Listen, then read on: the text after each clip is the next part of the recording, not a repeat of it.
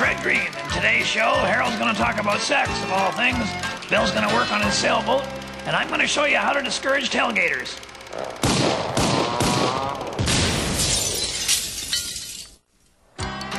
And now here's a living legend, a giant who even makes Paul Bunyan look small in overseas television sales anyway, you know. Here he is, the star of our show, Mr. Red Green!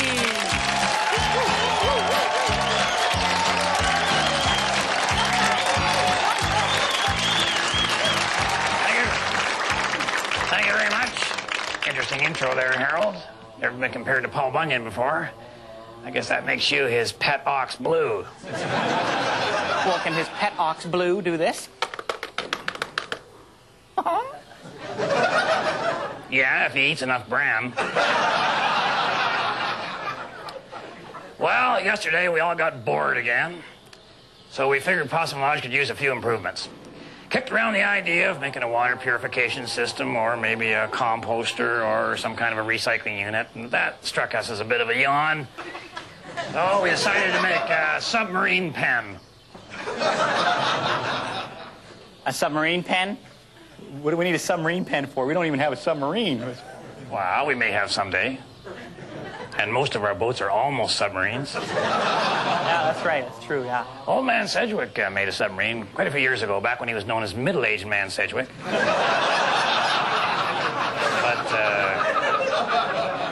had an engineering flaw in it. He put a screen door on her and she sank. But he ended up donating it to the lodge. Oh, is that why the septic tank has a conning tower and a periscope? Yeah.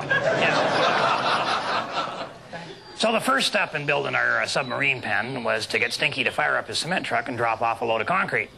And we were all right in the middle of pouring it, you know, and then, well, we took a break to go into the lodge and watch Gilligan's Island.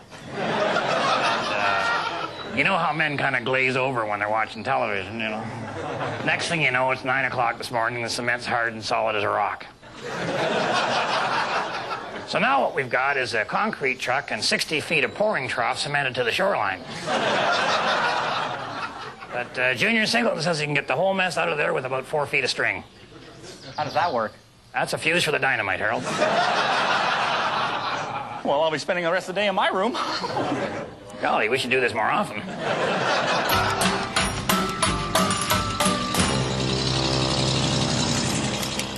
My great-granddaddy was the best of them all.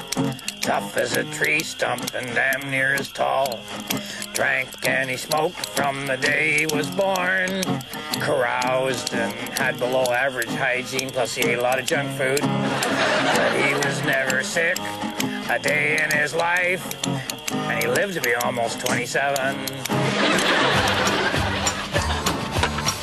This week on Handyman Corner, we're going to show you a few simple projects that will make our highways safer. At least for you.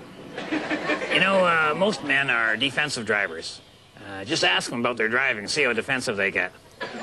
But the kind of driver that really steams my clams is the tailgater. You know the guy. He's usually a little car, usually a red one, and it's about the size of a shoebox and smells around the same. And he's always 18 years old. Sometimes they're 18 and a half. But you very rarely see anybody over 25 tailgating because they tend to have real short careers. And you know you can't reason with the tailgaters because they can't hear you over that hole in their muffler. Or else they got that stereo pumping with the super turbo bass on there and the little thin sheet metal on the Japanese cars are just pumping and grinding like that and make you sick to your stomach. But there is one thing the tailgaters do understand. Fear. Here's an idea one of our viewers sent in. Take a lunch pail, or a thermos, or even a briefcase. Or all three if you're absolutely made of money. And you screw them right to the roof of your car with these drywall screws. All right, those are really on there. They're not going anywhere. Of course, now, your tailgater doesn't know that. He figures you just put these up here while you reached around in your pockets for your car keys, and then once you found them, you just got in and you drove away and you forgot about them. So I'll tell you, you're not going to get a tailgater. You're doing 60 miles an hour down the highway. These people tend to stay back, you know. I'll show you another trick that works real well. First step is you got to remove your back bumper.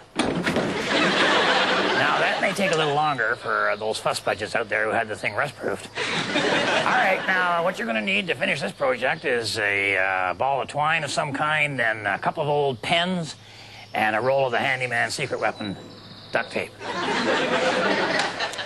All right, now I've reattached the bumper with these little pieces of string, which are actually stronger than the old rust balls that were holding it on in the first place. Now, these are all slip knots. It's important. You'll see why in a minute. Now, to keep the strings all separate, we run them up here through these old ballpoint pens. You can get ballpoint pens real cheap, especially if you wait till the guy's going and checking your oil at the gas station. You just take them. And then take them all up here and tie them in a knot and get down and hook them right into your dashboard. Okay, so now you're driving along. You're doing maybe 40, 50 miles below the speed limit. And before you know it, some goofball's coming right up to your back bumper.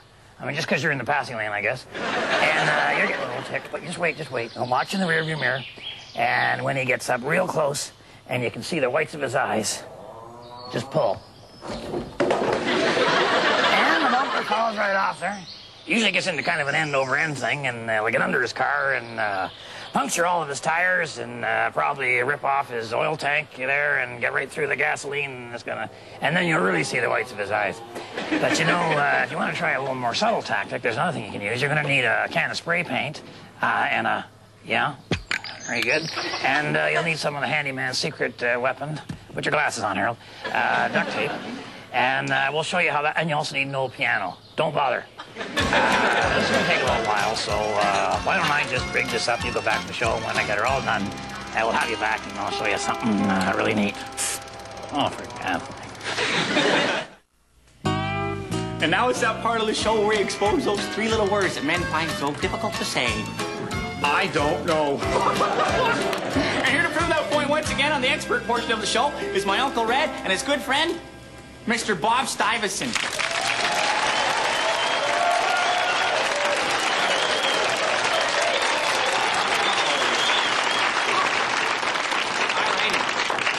Dear expert, at work, recently I punched out a colleague over the last cup of coffee. When my boss suggested I get my blood pressure checked, I headbutted him. Then the court appointed a psychiatrist to examine me, and he told the judge I was overstressed and frustrated. This ticked me off so much that I punched his lights out too. Now I realize that I really do have to relax and unwind, especially since I want to make early parole. Well, you know, I've always found it difficult to relax myself. Always been the kind of a high-strung, go kind of a guy. You know, if you really want to relax and unwind, I find that humor oftentimes works, and that was an example, say. They say laughter is the best medicine. Mm-hmm. Knock, knock. Who's there? Hillary Clinton. Golf. That's relaxing. When I want to unwind, and you know, I think that a good game of golf helps me relieve all my tension and my frustration. You finally played a good game of golf, Bob? Remember that time you like whipped 9 strokes in a row on that same ball? You attacked your golf cart with the driver? Now, Harold, there's a perfect example of how you have to let out your tension.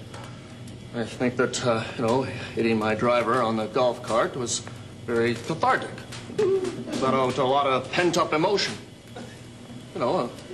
Just made me feel a little better, that's all. What did it cost me? A golf cart? My favorite driver. He never drove for you again, did he?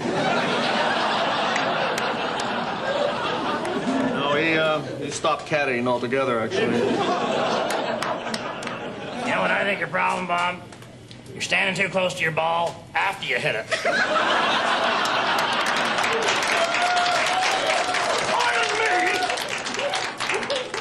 But I think I'm going to go outside and hit a bucket of balls to kingdom come. And nobody better stop me.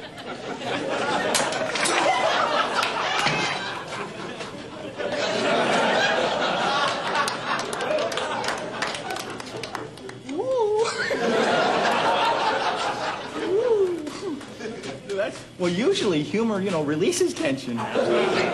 See what happens? You don't have a sense of humor? Knock, knock. Great idea. Okay, I got her all rigged up here, and once again, let's imagine that I'm cruising down the highway, just minding my own business, kind of drifting from lane to lane, you know, with my mood swings and so on. And suddenly, all of a sudden, I got myself a tailgater. Wow, what I've got here is, up on the dashboard, I've got these piano keys connected to the some old emergency brake cables. Who uses emergency brake? And they go down to the back and hook into the piano hammers, but they're not playing strings anymore. They're playing cans of spray paint, okay? So now I say, pick a color. Well, white key, white paint. Or I could actually play a whole symphony of colors. If